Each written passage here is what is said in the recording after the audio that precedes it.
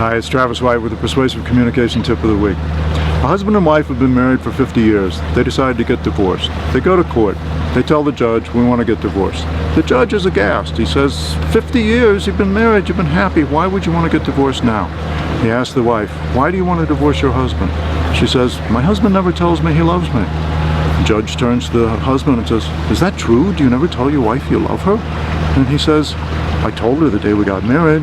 If I'd changed my mind, I would have let her know.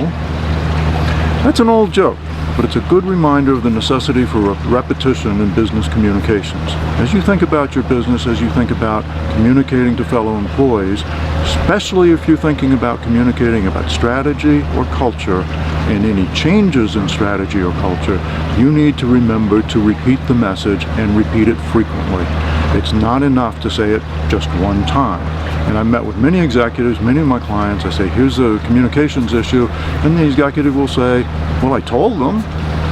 Maybe I even told them twice. Well, you're not going to be able to just tell them twice. You need to tell them consistently over time, as often as you would tell your spouse that you love him or her. And I hope that's frequently. So think about, as you're talking to employees, not only how you're going to deliver the message today, but how are you going to deliver it repeatedly over time. In the advertising world, they often say to make sure that the audience sees an advertisement and registers with that advertisement, the audience has to see it at least 6 times. That's with a 30-second TV commercial. If you have a complicated cultural or strategic message, you're going to have to repeat it more often. You're going to have to repeat it and make sure that your managers repeat it as well, because it can affect the emotions of your employees. And I'll give you an example. I left a company many years ago. I was just kind of tired of working in that company. They threw me a going away party, and they said such nice things about me at the going away party. I thought, if they told me this 3 months ago, I might have stayed. But like the husband who didn't tell his wife how much he loved her, and tell her that frequently, tell her that every day or more, I didn't know that.